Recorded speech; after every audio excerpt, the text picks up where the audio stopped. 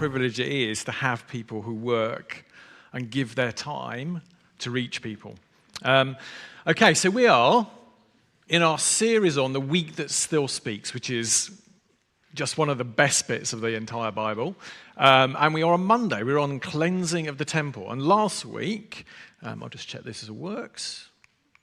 Yeah, good. Okay, last week, Matt talked to us with Palm Sunday and how Jesus deliberately fulfilled the prophecy in Zechariah by riding into Jerusalem on a donkey because it was his time.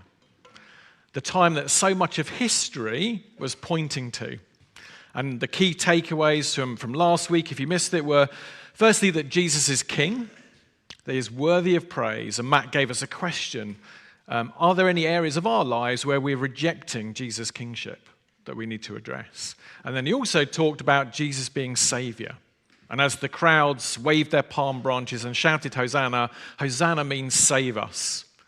And so Matt also posed the question, do we know what we're being saved from? And what type of Savior is Jesus to us? And also, coming on from last week, as Matt said, a third of the Gospels is focused on this week.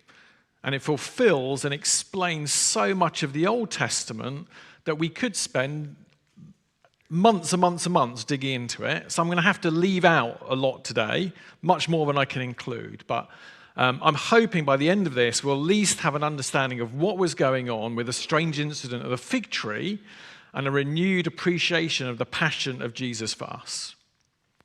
Okay. So let's get on to the reading. So this is from Mark 11. The next day, as they were leaving Bethany, Jesus was hungry. Seeing in the distance a fig tree in leaf, he went to find out if it had any fruit. When he reached it, he found nothing but leaves, because it was not the season for figs. Then he said to the tree, "May no one ever eat fruit from you again." And his disciples heard him say it. On reaching Jerusalem, Jesus entered the temple courts and began driving out those who were buying and selling there. He overturned the tables of the money changers and the benches of those selling doves and would not allow anyone to carry merchandise through the temple courts.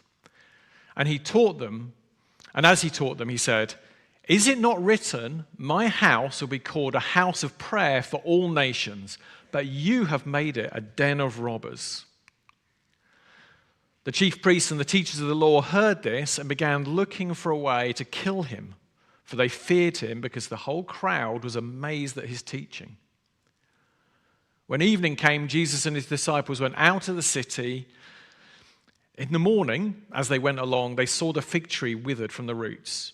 Peter remembered and said to Jesus, "Rabbi, look, the fig tree you cursed has withered." "Have faith in God," Jesus answered.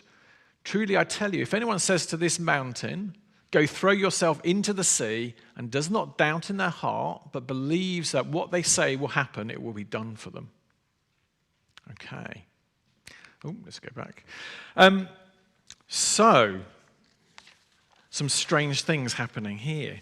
So Jesus is walking, is in Bethany, which is about a couple of miles away from Jerusalem, when he comes across a fig tree and leaf, but not bearing fruit. Seeing it doesn't have any fruit, he curses it, saying, "May no one ever eat fruit from you again." So what is going on here? I mean, this is a bit of a weird passage. Is Jesus just being petulant or spiteful, or is there something else happening, more than we realize? Well, we'll actually need to see what happens next in order to be able to understand it.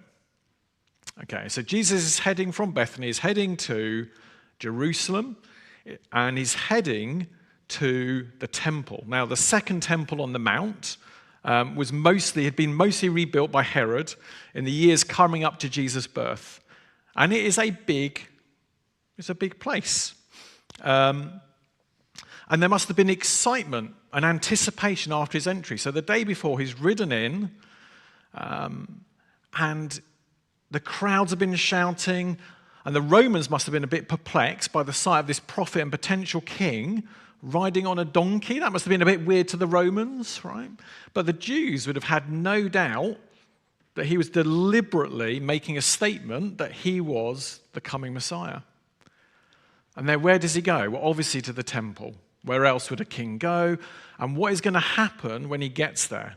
Is it going to be a call to arms against the Roman oppressors?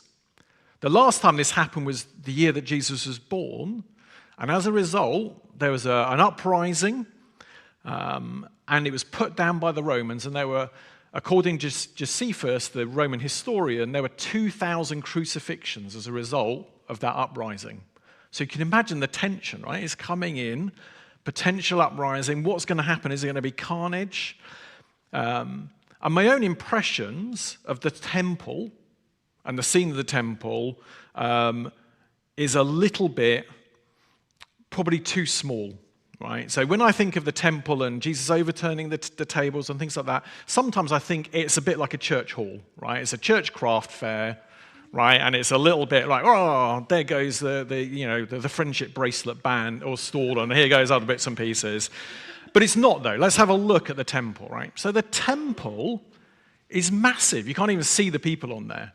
But you could fit several football fields into the court of the Gentiles. This is not a small space. It's more like, and when Jesus goes there, it is more like Wembley Stadium on Cup final day, right? There are hundreds of thousands of people coming to Jerusalem for the Passover. Not just the Jews, Gentiles as well, right? And there's tens and or hundreds of thousands of animals as well. And there is the smell of blood because of all the sacrifice, and it must have been chaos, right? Imagine walking down Oxford Street on a Saturday before Christmas, something like that. It is just rammed. Josephus, again, the Roman historian, he said that in the week of Passover, this is a little bit after Jesus, but in the week of Passover, they slaughtered, by his estimate, 256,500 sheep or animals, right? He said that the altar was ankle deep in blood and that the river looked like blood that was running out of Jerusalem. So this is not a small thing, right? This is a big, big event. Now, people think he probably exaggerated. That may be true, but even so, it was a massive, massive event. And all the traders, where Jesus goes, all that big courtyard area, that is the court of the Gentiles. This is where the Gentiles should have been able to come to worship. So the idea was the Gentiles could come there to worship, but they can't. And they can't because the whole area is full of merchants, buying and selling animals and other things for the Jews to use for sacrifice. And originally, they'd been doing that outside of the temple. But over time, they had crept in and encroached in. So now the Gentiles can't even worship in the court of the Gentiles. Right? They're completely blocked from doing that. And not only that, the Gentiles can't go there, but engraved on the entrance to the actual temple, so that's the middle brick area, the middle building, there's this. And if you can't read it, I've got a little translation there for you, which says, "Let no foreigner enter within the parapet and the partition which surrounds the temple precincts. Anyone caught will be held accountable for his ensuing death." So nobody, if you're a Gentile, you could not go in there at all. So you're completely excluded. And this the reason for this comes from Ezekiel, where it says here, "So say to rebellious Israel," this is God speaking, "this is what the sovereign Lord says. Enough of your detestable practices, people of Israel. In addition to all your other detestable practices, you brought foreigners, uncircumcised in heart and flesh, into my sanctuary, desecrating my temple while you offered me food, fat, and blood. And you broke my covenant. Instead of carrying out your duty in regard to my holy things, you put others in charge of my sanctuary. This is what the sovereign Lord says. No foreigner, uncircumcised in heart and flesh, is to enter my sanctuary, not even the foreigners who live among the Israelites." Right? So there's a pretty hard line there. Nobody's coming in. And so it's not just the Gentiles, though, that have got restrictions. Right? Because the temple... in the temple, there's different sections. There's the temple, there's the holy place, and then there is a curtain of blue, purple, and scarlet cloth that we read about in Leviticus. And beyond that lies the most holy place, where the Ark of the Covenant is and various other things. And no one is allowed in there apart from the high priest, and only once a year. And he can only enter even once a year with a sacrifice of blood. And the reason that there's so much blood is because, again, in Leviticus, God says that the life of an animal is in its blood, right? And this comes all the way back from Genesis, Genesis, where after the fall, we are cursed. The penalty for sin is death.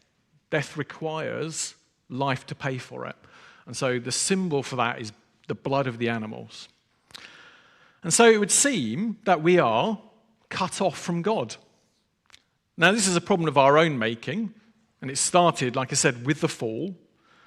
But ever since then, God has wanted to restore relationship between us and him, and he's created covenants.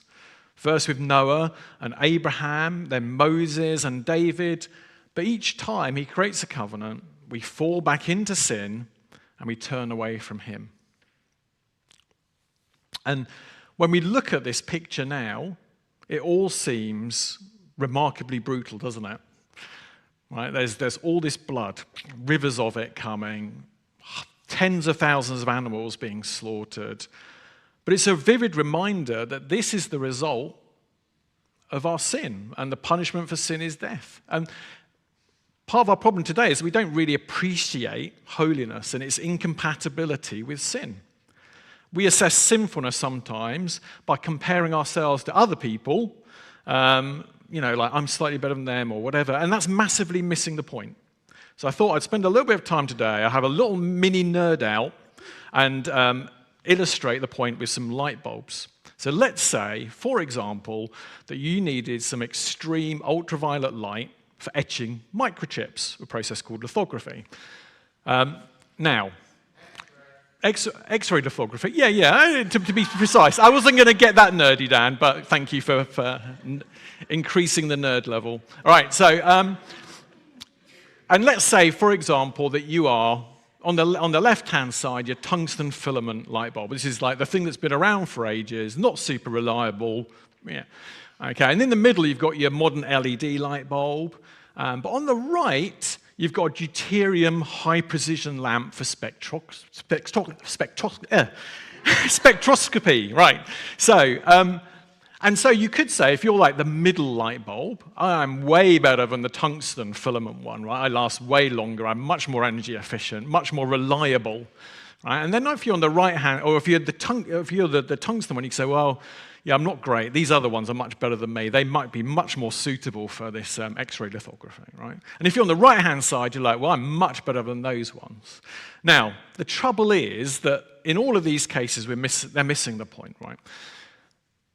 The idea is that this is the machine that they need to go in and power. This machine is powered by the light that needs to be produced for X-ray lithography. This is the most complex machine we've ever built as a species. This is built by a company called ASML in the Netherlands, and it's taken them 30 years to build it. But it all starts with the light, right? And so the way it generates light is it has a little thing of tin, superheated tin, and it fires droplets of tin that are then shot by a laser, and that gives off the light of the right frequency. But it has to do that quite a lot. It has to shoot a drop, it has to shoot 50,000 drops every single second, all of the same size. And then the laser has to shoot each drop and never miss, but also not shoot it once or twice, has to shoot each drop 3 times. The first one flattens it, the next one flattens it a bit more, and the last one properly vaporizes it. And it has to do that 50,000 times a second, so 50,000 drops, 3 times hitting them each second, and never missing for a year before it gets reserviced. Right. And then, as if that isn't insane enough, the mirror that is required to focus the light, if the mirror was the size of the Earth, the biggest imperfection in the mirror would be the thickness of a playing card, right? Which is absolutely mental. So when the light bulbs are going, which one is better for powering this, right? They're all so far away. They can't possibly do that. It's impossible. And it's like us and God, really. Because the light that's required is impossible to do with those other light bulbs. So when we compare ourselves to other people and to see if we're good enough, to get into heaven, who's better, it's like choosing between the different light bulbs to power the lithography machine. They're so far short of what's required.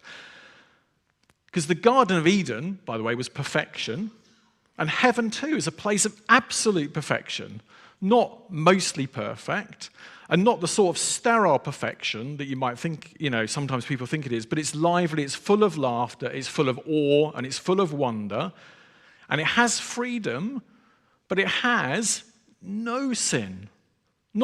It's not mostly good or hardly any sin, but it is totally without sin, heaven. And so our sin is a barrier between us and God, which is impossible for us to overcome. Right? So that's the first thing on the talk. But we mustn't be discouraged by this, because it also means we're on a level playing field. Right? We can't compare ourselves to other people. Nobody can say, I'm doing better or I'm falling behind because of that. Right? So a question for everyone is, do you ever get discouraged by your own failings or puffed up by your own successes? Because both of those are not right. One is a deceit, the other is a conceit. We all fall far, far short of what we want to be, of what God requires. And in Romans, it says, there is no difference either between Jew and Gentile, for all have sinned and fall short of the glory of God. Okay, so in a little spoiler alert now, despite our inability to save ourselves, we are not without hope. But you might have to wait for some of the other episodes in this series of Holy Week to find out exactly why. Now, let's go back to the passage. We'll have a look at one of the best-known incidents in the New Testament, I think, but hopefully one we can look at through fresh eyes. Okay, so on reaching Jerusalem, Jesus entered the temple courts and began driving out those who were buying and selling there. He overturned the tables of the money changers and the benches of those selling doves, and would not allow anyone to carry merchandise through the temple courts. And as he taught them, he said, "Is it not written, my house will be called a house of prayer for all nations, but you have made it a den of robbers?" Okay. Now, sometimes the Bible really understates things or the impact of things. This is one of those. It's not quite on the same scale as "and he also made the stars," but it's definitely an understatement, right? So let's investigate this a little bit more. You can imagine Jesus going in and starting to overturn the tables, right? Remember, this is Wembley Stadium Cup final, hundreds of merchants out. Imagine the first one, right? It might have been a bit weird and awkward. Imagine if you're with the disciples with Jesus and he goes up and he starts doing this. It's like, that's a bit awkward, a bit embarrassing. Then maybe annoying, maybe disruptive. Because now the people are going, well, where are we going to buy a lamb? Because we can't go without sacrificing. We have to be able to sacrifice. And where are we going to get a lamb for the sacrifice? Where are we going to be able to do this now? And so maybe people are getting a bit cross. And then it goes on, right? And on. And now it's getting a bit scary. And it's a bit, is there going to be a riot? What's happening? And then something amazing happens, right? There's no more trading. The hectic noise of the market in the courtyard was gone. But it's not silent. Instead, bouncing off the walls of the temple and carrying across the courtyard is the strong voice of Jesus. And he's teaching. And the people in the temple, though they are not yet aware of it, are coming into the presence of God and hearing from him. And what of the crowds and the teachers of the law? Do they object? Are they angry that Jesus has prevented them from offering their sacrifices? Or are they angry, or the crowd's angry with him because he isn't focused on the Romans. Not at all. We read instead that the chief priests and the teachers of the law heard this, and they began looking for a way to kill him, for they feared him, because the whole crowd was amazed at his teaching. They're all amazed at his teaching. Right, so what is his teaching that he's giving? Well, all we know for sure is there are two quotes. One is from Isaiah and one is from Jeremiah. The people there, especially the religious leaders, would have known the full text in Isaiah and Jeremiah, as well as the implications for them. So the first one from Isaiah, this is what the Lord says: "Maintain justice and do what is right, for my salvation is close at hand, and my righteousness will soon be revealed. Blessed is the one who does this, the person who holds it fast, who keeps the Sabbath without desecrating it, and keeps their hands from doing any evil. Let no foreigner who is bound to the Lord say, 'The Lord will surely exclude me from his people.' And let no eunuch complain, 'I am only a dry tree.'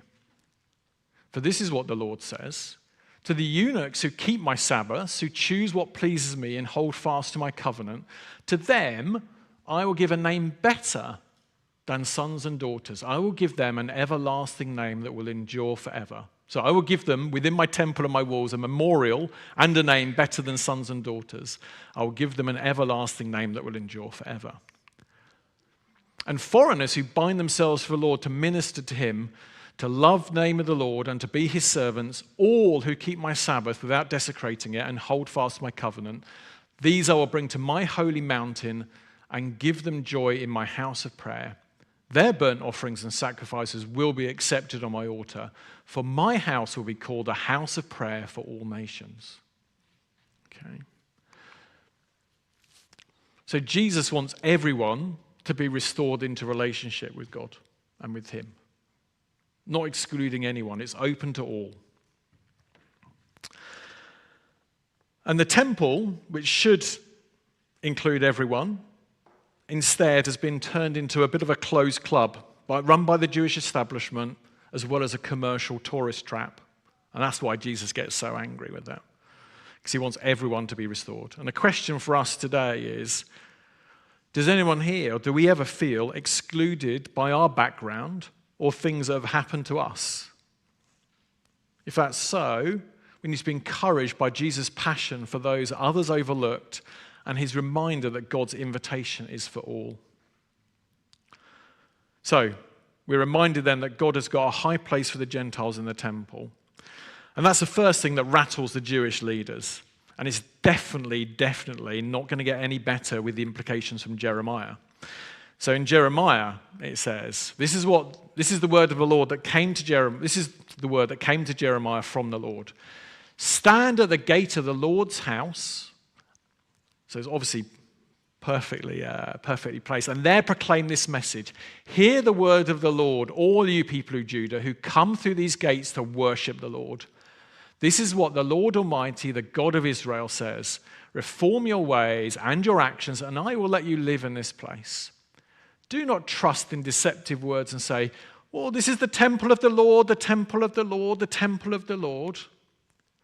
If you really change your ways and your actions and deal with each other justly, if you do not oppress the foreigner, the fatherless, or the widow, and do not shed innocent blood in this place, and if you do not follow other gods to your own harm, then I will let you live in this place, in the land I gave your ancestors forever and ever. But look, you are trusting in deceptive words that are worthless. Will you steal and murder, commit adultery and perjury, burn incense to Baal, and follow other gods you have not known, and then come back and stand before me in this house which bears my name and say, 'We are safe to do all these detestable things'? Has this house which bears my name become a den of robbers to you? But I have been watching, declares the Lord. Go now to this place, the place in Shiloh, where I first made a dwelling for my name, and see what I did to it because of the wickedness of my people Israel. While you were doing all these things, declared the Lord, I spoke to you again and again, but you did not listen. I called you, but you did not answer. Therefore, what I did to Shiloh, I will now do to the house that bears my name, the temple you trust in, the place I gave to you and your ancestors. All right, it's pretty strong stuff, right, from Jesus there. And Shiloh was the place where the ark was kept. The ark was kept in the first temple until the Israelites decided to move it to try and use it as a totem in the battle against the Philistines. But Israel was defeated and the Philistines captured the ark. And so the ark was moved away from Israel and out of the presence of the Jews. And the message is clear. The Lord's presence is going to be moved out of the temple because of the hypocrisy and sin of the people. And this is reinforced in the next part of the passage that we read in the New Testament. So when evening came, Jesus and his disciples went out of the city. In the morning, as they went along, they saw the fig tree withered from the roots. Peter remembered and said to Jesus, "Rabbi, look, the fig tree you cursed has withered." "Have faith in God," Jesus answered. "Truly I tell you, if anyone says to this mountain, 'Go throw yourself into the sea,' and does not doubt in their heart, but believes that what they say will happen, it will be done for them." So what is going on with the fig tree, and why, when he's asked about it, does Jesus talk about faith in God? Well, hopefully, we're all following along that Jesus is using the fig tree to act as a physical symbol of the spiritual change that is about to happen. The temple will wither because it has stopped bearing fruit. And it's no coincidence that Jesus uses this passage in Jeremiah 7. As just a little bit after the den of robbers quote, in the next chapter, in Jeremiah 8, it says, "I will take away their harvest, declares the Lord. There will be no grapes on the vine. There will be no figs on the tree, and their leaves will wither. What I have given them will be taken from them." Okay, so the time of the temple is gone, right? There's going to be a new temple. And why does he talk about faith and mountains? Well, because he is the new temple. Jesus is the new temple. In the new temple, we need only faith in him to do amazing things. And the disciples would indeed go on to do them. And the mountain? Well, the temple, this mountain. The temple is on a mountain, on a mount, right? And so that is the rejection of the earthly temple, because the temple is also a foreshadowing, right, of an indication of what will be fulfilled in Jesus. Hebrews explains this brilliantly. Jesus is the antitype of the temple. So he is the thing that fulfills what the temple was going to be. And that is a whole sermon in itself. And as much as I would like to go on a side quest into Hebrews, I won't do that. But it is important to understand that Jesus replaces the temple and the need to go to a temple. You don't need to now go to a place to worship. We now go to a person to worship, and everyone is welcome. So Jesus is the new and better temple. We can meet with him and worship God wherever we are. Okay, so our key takeaways then from today, really. Hopefully, this has given everyone a fresh view on the incident of the cleansing of the temple and of Jesus' passion to break down the barriers that separate us from God. And our sin was a barrier between us and God, and it's one that was impossible for us to be overcome by our own efforts. So we shouldn't ever compare ourselves to others. But Jesus' blood, offered once for all on the cross, is able to make us in all our imperfection here on earth perfect on the day of judgment. So we're not excluded or included because of what we do today. So Jesus doesn't want us to be excluded because of what we've done. And Jesus also wants everyone to be restored into a relationship with him, regardless of where we're from, regardless of our background. Right? We're included. And then finally, Jesus is a new and better temple. So Jesus also doesn't want us to be excluded because of where we are. Right? So if anyone here feels that they can't come to Jesus for whatever reason, then you should know that you are welcomed and wanted. So I'm going to hand back to Ben now for communion. where hopefully we can appreciate a little bit more of what it means that we've been able to come here today without needing to make a physical sacrifice, to offer up another life in payment for our own, because Jesus has already done that once and for all.